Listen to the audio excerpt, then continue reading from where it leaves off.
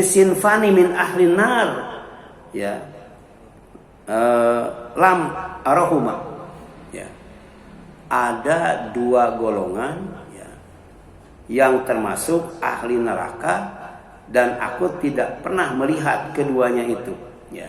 Jadi Rasul diperlihatkan itu, ya, penghuni neraka ketika disiksa di neraka, diantaranya ada dua golongan. Yang pertama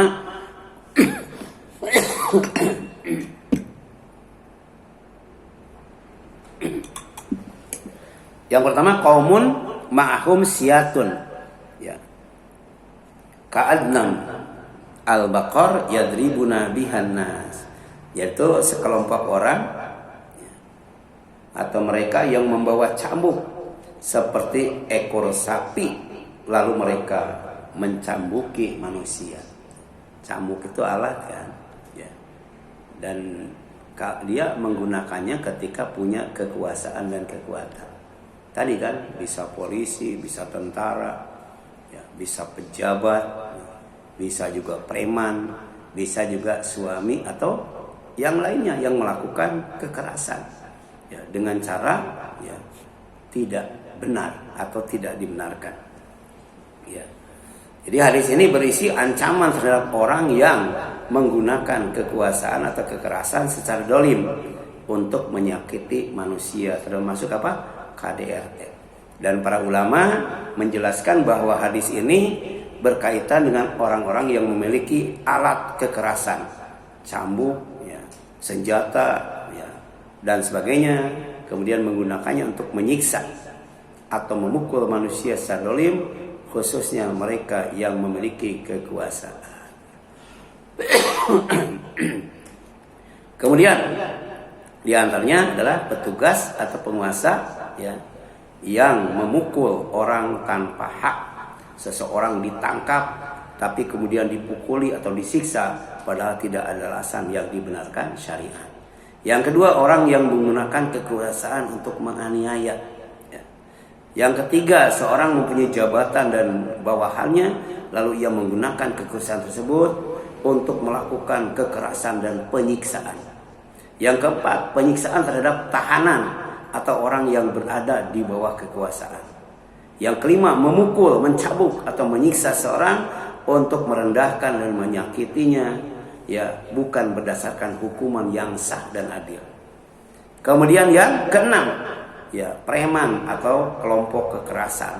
Sekelompok orang membawa alat pemukul kemudian menggunakannya untuk menteror, memukul atau menyiksa orang lain. Nah, tapi tolong dicatat, ini catatan penting, ya. Nah, tidak setiap orang yang memukul otomatis termasuk yang diancam hadis ini, ya. Jadi kalau ada punya anak sudah umur 10 tahun kemudian tidak mau sholat, disuruh sholat tidak mau sholat, boleh dipukul. Tapi pukulnya bukan pukul karena benci atau karena menyakiti, tapi pukul karena pendidikan, untuk mendidik atau dengan kasih sayang, ya. Seperti janji siapa? Nabi Ayub, ya, yang akan memukul istrinya 100 kali. Tapi kemudian dia bingung karena sayang. Tidak ada yang selalu mendampinginya ketika senang dan susah, termasuk ketika sakit, kecuali istrinya. Pas sembuh, dia bingung melaksanakan nadarnya 100 kali. Tapi Allah ngasih solusi kalau niatnya benar, ya. Ambil rumput, kan, 100, kan, kemudian dipukul 1 kali, kan 100 kali, kan. Itulah, ya. Aturan Allah itu mudah banget, selalu ada alternatif, ya. Kemudian yang selanjutnya, ya, tidak setiap orang yang memukul, ya, otomatis termasuk yang diancam hadis ini. Tidak boleh langsung menyamakan setiap tindakan memukul dengan golongan, ya, yang disebut dalam hadis. Hadis tersebut berbicara tentang kezaliman dan menggunakan kekerasan terhadap manusia. Kemudian, ya, Nabi mengingatkan, ittaqud dzulma fa inna dzulma dzulumatun yaumal qiyamah. Hati-hati dengan yang namanya zalim. Karena zalim itu sesuai dengan namanya dan artinya akan, ya, menjadikan kegelapan pada hari kiamat. Ya. Jadi yang akan merasakan gelapnya kiamat itu orang zalim, orang yang melakukan kesyirikan, orang yang menyimpang dari aturan Allah, hukum Allah, undang-undang Allah, dan orang yang terus berbuat maksiat kemudian enggan bertobat sampai mati. Nauzubillahi min dzalik. Ini hadisnya riwayat Muslim. Yang terakhir, keempat, yang tidak akan mencium bau surga itu, ya ini tugas suami ya. Tugas suami ya. Apa itu? Wanita yang berpakaian tapi telanjang ya. Berpakaian tapi telanjang. Ada nggak tuh? Berpakaian pakai tapi telanjang. Itu yang dulu itu tahun berapa? Tahun masih pertama orang mengenal YouTube ya, internet. Itu ada istilah jilbub. Ya, bukan jilbab, jilbub ya, jilbub. Jadi memakai busana muslimah tapi kemudian seksi ya, seksi ya. Sampai maaf ya, itu buah dadanya tuh gitu. Kemudian apa namanya itu? Pinggulnya ya. Sampai kemudian pakai celana juga kayak apa? Kayak lontong ya. Lontong mencetak banget itu. Nah, itu namanya tabarruj ya. Tabarruj itu ya. Padahal pakai apa? Pakai busana ya, tapi tidak muslimah, berpakaian tapi telanjang. Rasul mengatakan wanisa kasiat ariyat, dan para wanita yang berpakaian tetapi telanjang ya.